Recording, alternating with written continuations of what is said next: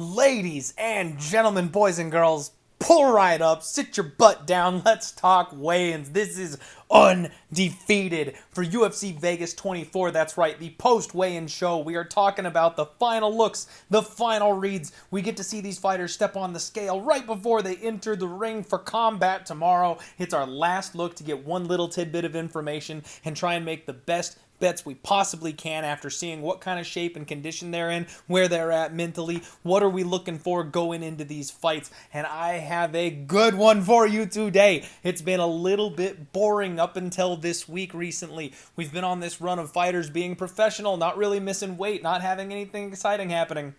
It's a good one today. Let's get right on into it. First things first, make sure you smash that like button for me. This is the Undefeated post-weigh-in show, folks. Smash the absolute crap out of that like button. Subscribe here to Pub Sports Radio Live if you haven't already. Subscribe to Pub Sports Radio, the main channel already, if you haven't. And let's get this thing pumping today. Kicking off our night, we've got Tony Gravely taking on Anthony Birchek. Tony came in at 155.5, and this dude is cut up. He's in fantastic shape. He looks good, no issues. He's one of these little brick shit houses, and he's taking on Anthony Birchek, who also came in at 155.5.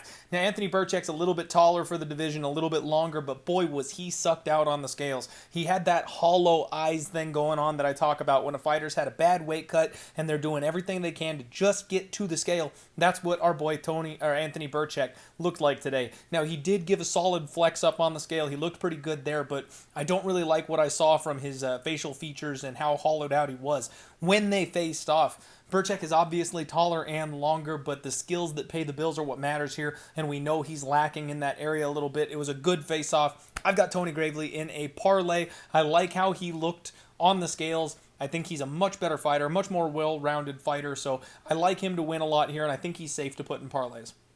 The second fight on the card, Zerafael dos Santos taking on Justine Quiche. Unfortunately, we lost that one. I was going to tell you to bring out the hammers and take care of Zerafael because she came in heavy, folks. She's a 145er, and she's fought at 135 sometimes before. She's actually undefeated, I believe, at 135. And this is her first opportunity to step down and take on a lesser opponent than what she's faced in the UFC so far. I was all over it. I was going to hammer it. I just wanted to see her make that cut look good on the scales, and unfortunately, she came in 11 pounds overweight, a full weight class overweight, so the fight has been scrapped. We're not going to be able to take advantage of that egregious position where the wrong fighter was favored here.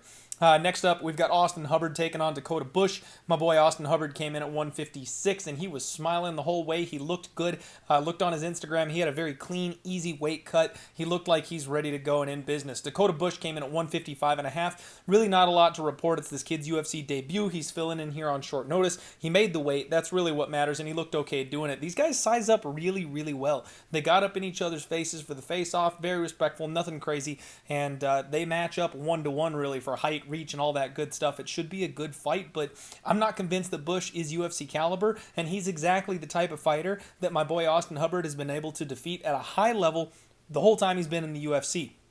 Bush is just a B or C grade version of the guys Austin Hubbard has already beat in the UFC. I don't expect him to be able to do much here. That closes out my parlay. I've got even money. Plus 100, Tony Gravely, plus Austin Hubbard. That's my parlay to kick off the card. And I really like Austin Hubbard in this spot. In fact, he may be a round 3 sprinkle spot for me because he cranks up the intensity as the fight goes on. And I don't know if this kid can stand the heat when this thing gets late, when it gets deep, when he's in the deep waters with a UFC fighter for the first time on short notice. That might be a spot that I take a little sprinkle stab at. Bartosz Fabinski taking on Gerald Murshart coming up next. We got Bartosz coming in at 184.5. Extremely well-muscled. Business as usual. This guy is a professional. He's done this before. Now that he's fighting at 185, he seems to have a much easier time making the weight, so he's good to go. Gerald Murshart came in at 185.5, and he was stone cold on the scales today. That's something we know his back is against the wall. He's coming off of 2 bad losses, and if he wants to save his UFC job, he needs to win this fight, and you can tell that's the intent that he came with. Very good flex. He's in very good shape, and he means business. Now, when they faced off, as we expected, Gerald Murshart is a decent bit taller. He's got the reach advantage here, but Fabinski is much thicker. You know, you look at these guys, and you can tell right in the chest area. Like, that's the big deal. Right around the chest and back, these wrestlers, they're just monsters, man. Like, all that gripping, all that grabbing. it builds that back and chest area, and it's something ridiculous. So this fight has gotten going back and forth. I've been back and forth all week. I said earlier in the week that I leaned towards Gerald Murshart being able to find that submission, save his job, sneak away with this thing.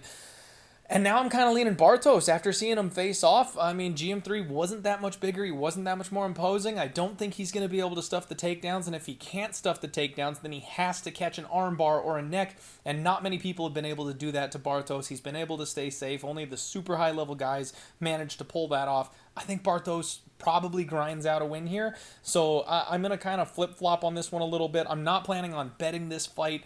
If I was going to, I would look Bartos. I would look over 2.5 rounds. That's kind of where I'm leaning here on this one. But no real good weigh-in reads except more evidence to potentially stay away from this fight. Next up, Jessica Peña taking on Lupita Godinez. Both women came in at 116 pounds this morning, and both women look good. Really not a lot to report for either one, except Lupita had a little bit of the deer in the headlights look when she got up there. It's her first UFC weigh-in. Can't really blame her. When they faced off, Peña is much taller, and Lupita was puffing her chest out. She was doing the penguin thing, getting up on her opponent, trying to stare her down, punk her a little bit, and that never works in the UFC, folks. Don't even bother.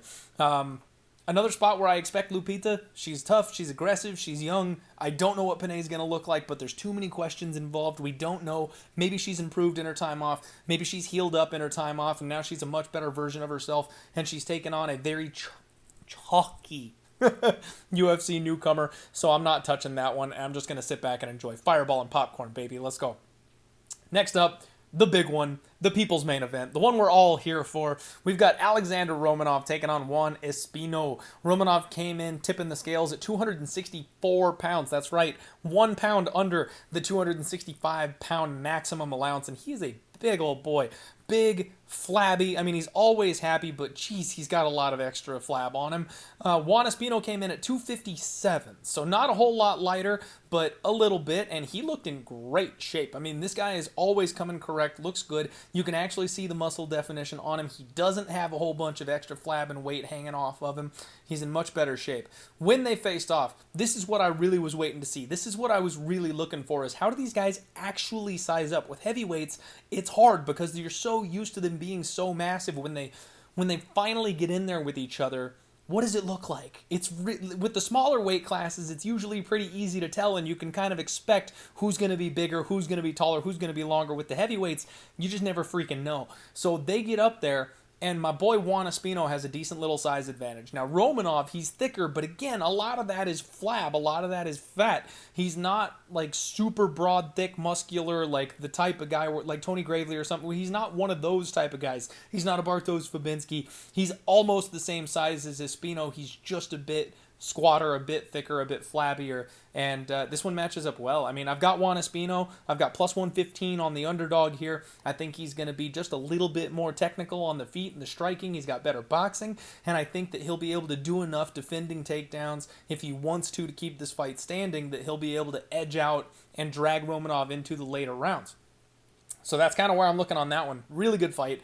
Exciting to see who's going to end up coming out on top on that one. Can't wait. Tracy Cortez taking on Justine Quiche. Cortez came in at 126.5, so this girl missed weight and she needed the box of shame.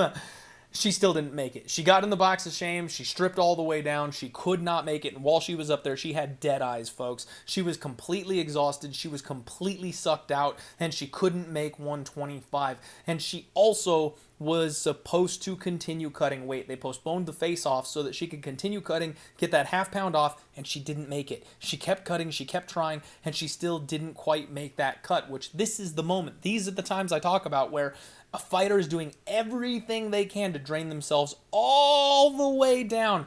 And that is when these weight cuts really start affecting your performance. Justine Quiche came in at 125.5, and she looked great. Very well muscled. She was cut and shredded up. She gave a big flex, a big smile. She is excited. She is ready to go. And when they faced off, Kish actually looked thicker. You know, this is Cortez's first time dropping down to 125. We expected her to have a significant size advantage. That wasn't there. Kish is 1-to-1 with her, and in fact maybe a little bit bigger down at 125. And Cortez was just a wee bit unstable. When they faced off, I caught that she was swaying side to side ever so lightly. And again, these are little things. These are little things that we look for, but they add up. And the fact that she's having to drain herself all the way down this way, she's supposed to be a wrestler here, and she's supposed to be able to grind on Justine Quiche for 15 minutes. I have questions about her gas tank. I have serious questions about her gas tank. I have serious questions about her mental state. And I have serious questions about whether or not she'll be able to keep this up for a full 15 minutes when she's taken on someone like Justine Quiche, who we know does not stop. Folks, we may be looking at an underdog here. A big, fat, juicy underdog that not a lot of people are going to see coming. And your boy may just be pulling that trigger. Next up, we've got Luis Peña taking on Alex Munoz. Peña came in at 155. He was first to the scales, making a statement, spread his arms super wide. He looks excited. He looked confident, dialed in. And I'll be honest, he looked like he added some muscle on. Now, he's got a really string beanie skinny frame, but he does look like he put some work in and he added some strength, which if he did, that'll really benefit him here. Munoz came in at 155 and a half, and he is a little muscle monster. I mean, I talked about it on the podcast. This guy is the classic wrestle boxer. He's going to be in your face, trying to take you down, hit you with big power shots when he can to close the distance, ground and pound. Like, that's what this dude does. We've seen it before, and he is that very, very atypical style. He is ripped, though. He gave a huge flex, and he's an absolute tank. When they face off, obviously Luis Peña is taller and longer. We knew that was going to be the case. He's always taller and longer at 155. But both guys were intense. Like, this is a spot where Luis Peña's really got to put up or shut up. If he belongs in the UFC, if he's ever going to be the violent bomb Bros that we were all so excited about, this is his moment. This is that time. He better beat this kid that's coming into the UFC, maybe for his second, third fight, and do something with him, or he's going to be forever that stepping stone, maybe even look at getting cut in a fight or two. And Munoz on the other side of things, he needs to rebound. He needs to prove that he belongs at the UFC level. He needs this win desperately to keep his job. So this is going to be a tough and intense fight. And honestly, it's kind of 50-50. I'm feeling Luis Peña here, but at the same time, I don't want to lay this minus 150 price tag on him. So I'm going to pick Peña to win. But honestly, I got to pass from a betting perspective because I could absolutely see Munoz getting in on those hips, getting in on the waist, being able to suck Luis Peña to the mat, and then grind on him for just enough to be able to win 2 rounds and eke out a split decision. I think this one's going to be close. I think it's going to be hairy. I don't expect domination on either side of the fight, so I don't know that I want to be flipping a weighted coin with the minus 150 side because that's the side that I think will win. Abdul Razak Alhassan taking on Jacob Malkoun. Very interesting spot here, folks. So Abdul Razak Alhassan comes in at 185 and a half, and boy, is he thick. Moving up a weight class, just absolutely no weight cutting. Usually we see this guy be shredded and be intense and veins popping everywhere, but because he's got that extra 10 pounds, he's just a brick. Like, holy crap. Like, go look at the weigh-in photos. He's thick as hell. Jacob Malkoun came in at 185 and a half as well, and he was very uninspiring on the scale. He's a guy that probably needs to drop to 170, and honestly, I'm not sure belongs in the UFC whatsoever. When they faced off, they size up extremely well. Malkoun is just ever so slightly larger than Abdul Razak Alhassan, and like I said, Abdul is just thick as fuck right now. So I have a really hard time picking against Razak. I know he's burned a lot of people. He's minus 300 again, which I do not like, but I expected Malkoun to be bigger. I thought when they faced off, going up a weight class, Malkoun was going to have a significant size advantage, and he was going to be a guy that maybe could drag Alhassan into the later rounds, tire him out, get past that first round, survive, and then chip away and get a decision or a late finish or something like that. After seeing them size up, Abdul Razak is definitely still a physically imposing specimen when compared to Malkoun. I don't know that Malkoun's going to be able to survive. We've seen him be chinny, and we've seen him be clipped before, and I'm not sure his skill set is UFC caliber. If Abdul Razak is dialed in, he should win this fight in the first round, and I'm not touching it from a betting perspective, but if you want to take that round 1 prop, I don't hate the poke on it. Andrei Arlovski coming in here versus Chase Sherman. Andrei Arlovski made it in at 250 and a half, and he gave crazy eyes to the camera coming in, just kind of having a good time. Andrei seems like a really fun guy. I wish I could hang out with him. It seems like we could chill, joke around. He likes to have fun. He's a good guy. Chase Sherman comes in at 251, and boy, did he look different. I tweeted out the difference between Chase Sherman's previous weigh-in and this one, where he looked the best he's ever looked in his last fight and then popped for PEDs. Boy, was he light today. He was much flabbier. He was much looser. The definition and the muscles were not there the way they were last time. USADA has caught this boy, and he did not get a new doctor. So that's all I needed, folks. I pulled the trigger. Your first weigh-in read is going to be Andrei Arlovski. I bet him at -120. Now, earlier in the week, I was looking at the under 2.5, and I still very well might play that under 2.5, because you got to think that Chase Sherman is still going to come out the way he always does, and he's going to force a firefight and either finish Andrei Arlovski or get finished himself. I can cash both of those tickets. The only thing that gets me wrong is if somehow Chase Sherman manages to win a decision, and let's be real, Chase Sherman really doesn't win decisions. So I've got -120 on Andrei Arlovski after seeing this weigh-in results, and then I'm looking at the under 2.5 at +130, because I do think that Andrei Arlovski can hit this guy hard enough to put him away if he's not on those PEDs, and it doesn't appear that he is. When they faced off, Andrei Arlovski's got a decent size advantage. I mean, Andrei's a freaking big boy,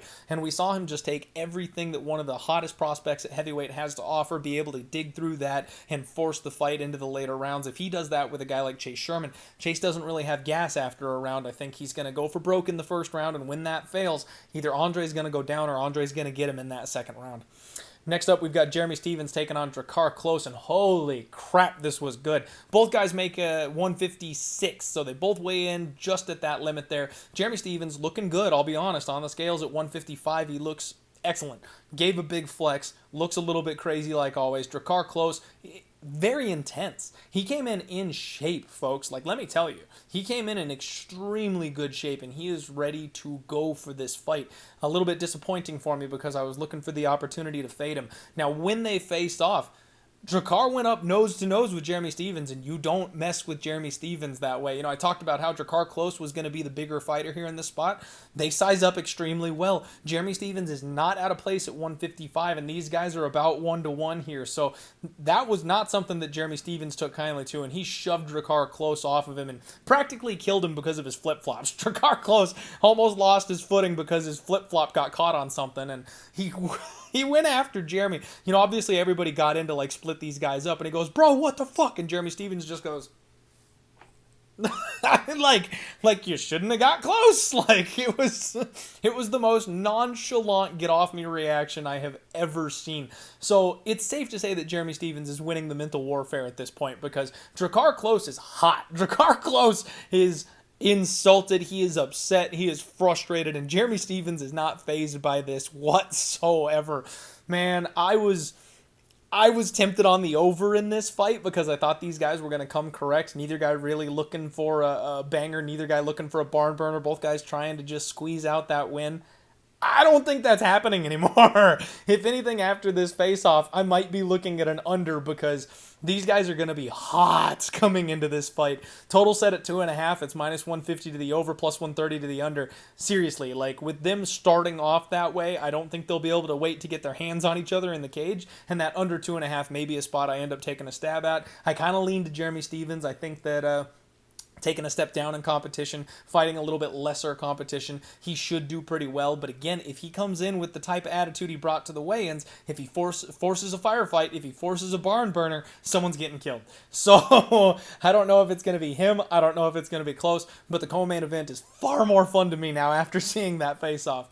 Main event time. Robert Whittaker taking on Kelvin Gastelum. Whittaker came in at 185.5. KG made 185 on the dot, championship weight. We've seen him struggle on the scales before, so it's nice to see him make it on point, not even need that half-pound allowance, and it might speak something to his mindset coming into this fight. Now, Whittaker always shredded, always in great shape, business as usual. This guy's been the champion for a long time, so we never have any concerns with him on the scales. KG, like I said, he made it well. He looked really excited. He looks like he's ready to go for this fight. He's pumped up. He knows the opportunity that's in front of him, and he gave a big flex. He looks like he's in good shape. He's ready to go as well.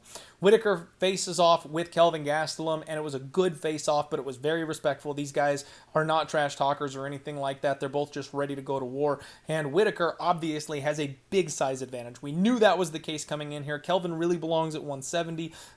And that was apparent in the face-offs, but you can't doubt the kid. Like, Kelvin Gastelum is that guy that just always shows up when you need him not to. So this is going to be a great fight. I am picking Robert Whittaker, especially with that size advantage. I think there may be some grappling involved in this fight, and I do think he'll just be able to outsize and outpower Kelvin Gastelum.